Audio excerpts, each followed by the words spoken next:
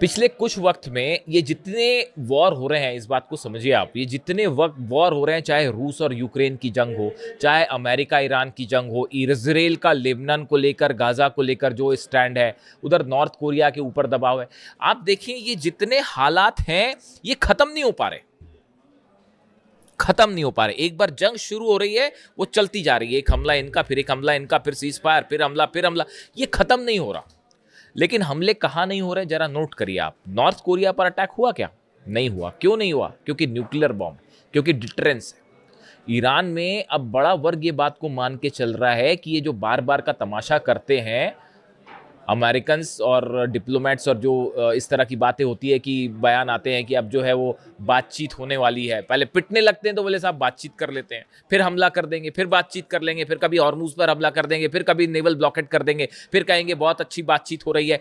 इसको अगर खत्म करना है, ईरान के ऊपर 30 साल से जो सैंक्शंस लगे हैं, अगर इसको खत्म करना है तो ईरान का एक बहुत बड़ा वर्ग ये मानता है कि एटम बम बना लिया जाए, एटम डिटरेंस घोषित कर दिया जाए, एटम बम जो है उसका परीक्षण कर लिया जाए, ताकि मामला ही खत्म।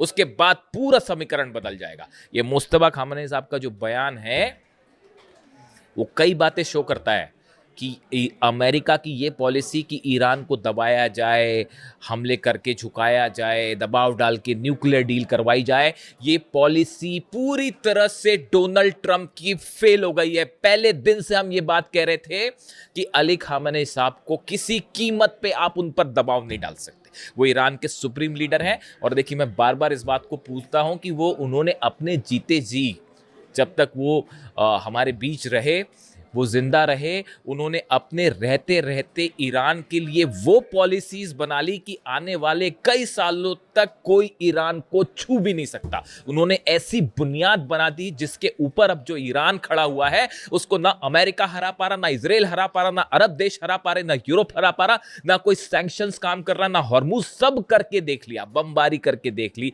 टॉम हॉक मार के देख ली, F-35 मार के देख लिए, जंग करके देख ली, सैंक्शन लगा के देख लिए, लेकिन अली खामेनेई साहब ने ईरान को उस किले में बदल दिया, मजबूत किले में, जिसको कोई नहीं जीत सकता।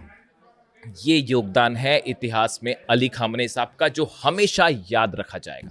कम से कम मैं जितना समझता हूं, देखिए 20-25 सालों से मैं इंटरनेशनल रिलेशंस को एनालाइज कर रहा हूं, और जो मेरा आकलन कहता है उनके बारे में, इसीलिए मैं बार बार कहता हूं कि he was not only a supreme leader but he was one of the best military commander the world have ever seen. बेहतरीन मिलिट्री कमांडर थे। आप उनका विजन देखिए, और उसी रास्ते पे अब मुस्तफा खामेनेई बल्कि उनसे एक कदम आगे बढ़ के चल रहे हैं। अच्छा, एक बड़ी इंटरेस्टिंग बात और है, मैं थोड़ा इधर उधर हो रहा हूं आपसे, एक बड़ी इंटरेस्टिंग बात है। कल मैंने खबरें पढ़ी कि ईरान के राष्ट्रपति पेजेश्कियान साहब की सीक्रेट मुलाकात हुई मुस्तफा खामेनेई से, और उनको एक कार में ले जाया गया, और कार में ले जाके कार के दो डिस्टेंस में, मतलब आगे और पीछे हिस्से के बीच में पर्दा लगा हुआ था। मुस्तफा खामेनेई साहब आगे थे और उन्होंने बात की है पेजेश्कियान साहब से, और बीच में पर्दा था, और दोनों को आमने सामने नहीं करवाया गया, सिर्फ मतलब चेहरा नहीं देख पाए, सिर्फ बात की गई, और उन्होंने कई बातें कही पेजेश्कियान साहब को। इस तरह की खबरें हैं मीडिया में। अब जरा कॉमन सेंस लगाइए, ईरान के सुप्रीम लीडर की एक सीक्रेट मीटिंग होती है ईरान के राष्ट्रपति के साथ, इतनी सीक्रेट कि उसमें पेजेश्कियान साहब को जो है वो मुस्तफा खामेनेई साहब से आमने सामने वो मिले तक नहीं, सिर्फ उनकी आवाज सुनी। इतनी सीक्रेट मीटिंग। मुस्तफा खामेनेई साहब जिनकी लोकेशन के लिए CIA और मोसाद जो हैं वो बावले हुए जा रहे हैं पिछले कई महीनों से कि लोकेशन तो पता चल जाए, इस सीक्रेट मीटिंग की खबर दुनिया भर में फैल जाती साहब अखबार में। क्या ये संभव है? इस तरह की खबरें कि पेजेश्कियान साहब का इस्तीफा होने वाला है, अब ईरान के राष्ट्रपति अब इस्तीफा दे देंगे, और मनमुटाव हो गया है, और ग्रुपों में डिवाइड हो गया है ईरान। मतलब ऐसी ऐसी खबरें साहब की सुनकर जो है आश्चर्य भी होता है, दुख भी होता है, और हंसी भी आती कभी कभी तो। मतलब आप सोचिए, ईरान के सुप्रीम लीडर की पोजीशन को लेकर, कि उनकी लोकेशन को लेकर ईरान इतनी सावधानियां बरत रहा है, उनकी इतनी सीक्रेट मीटिंग होती है राष्ट्रपति के साथ, और वो पूरे दुनिया भर में फैल गई खबर, भारत तक आ गई साहब, कि वो एक कार में बैठे थे, वो सामने बैठे थे, वो पीछे। मतलब क्या ही बोला जाए, मतलब हैरानी होती है मुझे तो कई बार। खैर छोड़िए, अलग अलग खबरें चलती हैं। तो इसीलिए मैं कहता हूं आपको कि खबरों पर बड़ा है ना विश्वसनीय एनालिसिस के साथ भरोसा होना चाहिए। मैं अगले वीडियो में आपको बताऊंगा वो जो यूएई में धमाके हुए, जेबल अली पोर्ट पर 7 धमाके हुए, वो 7 धमाके किसने किए अगले वीडियो में बताऊंगा मैं आपको। सरप्राइज, हैरान रह जाएंगे आपकी वो धमाकों के पीछे किसका हाथ था। वो जब ऐसी खबर आती है ना कि अमेरिका और ईरान के बीच अब कोई बातचीत होने वाली है, हॉर्मुज को लेकर कोई समझौता, तो धमाके होने लगता है साहब। कोई है ऐसा ना जो चाहता है कि धमाके ना हो, आप भी जानते ही होंगे। खैर, तो अब देखिए मामला ये है कि ये ईरान ने अपना न्यूक्लियर प्रोग्राम साफ कर दिया है कि हम नहीं रोक रहे और ना कोई बात कर रहे हैं। रोकना तो दूर की बात है साहब, बात ही नहीं होगी। एग्जैक्टली मैंने ये बात कही थी आपको, वही बात जो है वो साबित हो रही है। इसके अलावा देखिए एक बड़ी खबर आई है अमेरिका से।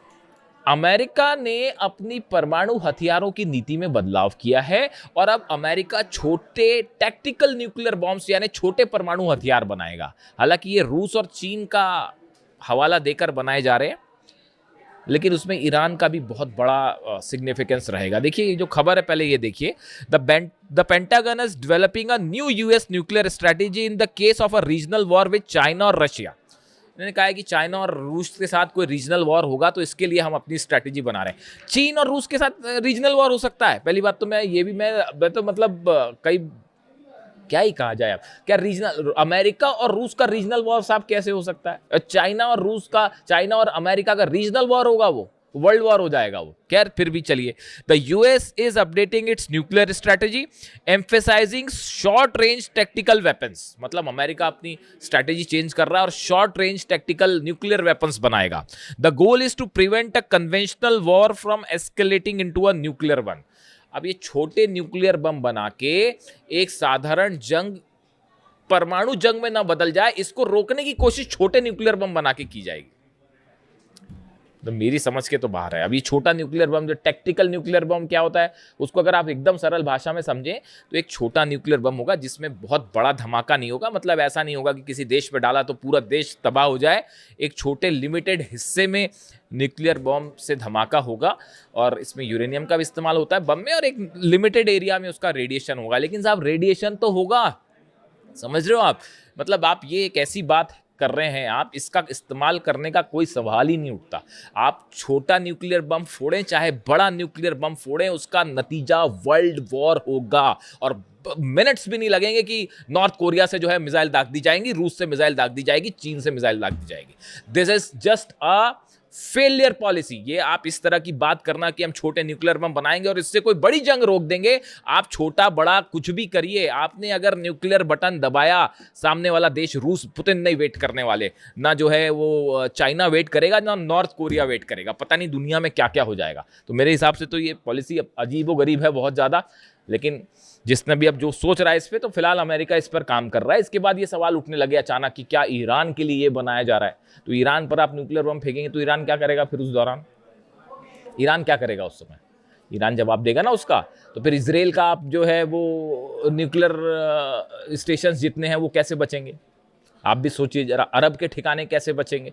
तो ये इसका पता नहीं मुझे क्या है इसका कैलकुलेशन, डिफेंस एक्सपर्ट ही बेहतर बताएं। लेकिन खबर तो खबर है, ये है मामला कि अब अमेरिका छोटे न्यूक्लियर हथियार बनाएगा। देखिए अब ये मामला जो है वो एक ऐसी जंग की तरफ बढ़ रहा है जिसका कोई हल नहीं है। इसका हल एक ही है कि अमेरिका, डोनाल्ड ट्रंप अपनी हार स्वीकार करें और हॉर्मुज छोड़ के निकल जाएं, अरब बेसिस खाली करें। यही ईरान चाह रहा है कि भाई आप भी शांति से रहो, हम भी शांति से रहो, हमारे मामले में आप मत दखल दीजिए। हमारे मामले में ये न्यूक्लियर बम, ये बात जो है बिल्कुल स्वीकार करने लायक ही नहीं है कि ईरान न्यूक्लियर बम बना के उसका इस्तेमाल कर देगा। अरे इस्तेमाल कर देगा तो आज का ये जमाना है ही नहीं ऐसा भाई साहब कि अगर कोई देश न्यूक्लियर बम का इस्तेमाल करे तो वर्ल्ड वॉर ना हो, सब कुछ खत्म हो जाएगा। अब ऐसा थोड़ी कि रेडिएशन जो है अगर होगा मान लो, तो रेडिएशन ये देखेगा कि नहीं मैं सऊदी की जो है वो लैंड में नहीं घुसूंगा, रेडिएशन मैं उसमें या यूएई में नहीं करूंगा, या जॉर्डन में नहीं करूंगा, या इसराइल में नहीं करूंगा, या ईरान में नहीं करूंगा। रेडिएशन होता है, किसी भी तरह का रेडिएशन रूस भी खत्म कर देगा, यूरोप भी खत्म कर देगा, अरब भी खत्म कर देगा, इसराइल भी खत्म हो जाएगा। यहां पर न्यूक्लियर धमाके वाली कोई संभावना ही नहीं है। ये बेमतलब की बात है कि ईरान के न्यूक्लियर प्रोग्राम के नाम पर ईरान पर जंग थोपी गई। ये वैसा ही गलत था जैसे वेपन ऑफ मास डिस्ट्रक्शन बोल के सद्दाम पर हमला किया गया था। ये बिल्कुल वैसी ही बात है साहब, इसमें कोई डिफरेंस नहीं है। खैर फिलहाल ईरान की तरफ से मैं इस वीडियो में आगे नहीं जाना चाह रहा। इसके अलावा एक दो खबरें और हैं। हूती ने 2 जहाज सऊदी के और ठोक दिए हैं। 2 और जहाज़ों में धमाके की खबर है। कल तक 8 थे, आज के 2 और लगा लीजिए, 10 जहाज़ सऊदी के जला चुका है हूती। 2 जहाज़ों पे धमाके की खबर है। वैसे ही हॉर्मूज में भी जो 2 जहाज़ जो हैं वो ठोक दिए गए हैं और निश्चित रूप से ईरान की तरफ से ठोके गए हैं। 2 जहाज़ हॉर्मूज में जले हैं, 2 लाल सागर में जले हैं, 2 सऊदी के जहाज़ हैं, 2 ये जहाज़ हॉर्मूज में किसके जलाए गए हैं, जैसी जानकारी आएगी वो मैं आप तक पहुंचाऊंगा। और जो हूती की तरफ से कहा गया है, tankers with ballistic missiles including Daisy in the Gulf of Aden and Wafa near Yanbu in the Red Sea, ये 2 जहाज़ों पर हमले हुए हैं। Saying the attacks are the part of maritime blockade campaign, ये हूती की तरफ से कहा जा रहा है। The group warned that the Saudi linked vessels would not be allowed to transit any key waterways until its demands are met. Houthi की तरफ से कहा गया जब तक हमारी शर्तें पूरी नहीं की जाती, हमारा जो ब्लॉकेड करके रखा है सऊदी ने खत्म नहीं किया जाएगा, तब तक हम ठोकते रहे। और इस बीच ईरान की तरफ से न्यूक्लियर पॉलिसी का बड़ा ऐलान, जो अब इस मामले को एक बड़े ऐसी जंग की तरफ धकेल रहा है जो बेहद खतरनाक हो सकती है। वीडियो कैसा लगा कमेंट करके ज़रूर बताइए। आपके हर कमेंट पे पढ़ने की कोशिश करता हूँ। Thank you so much.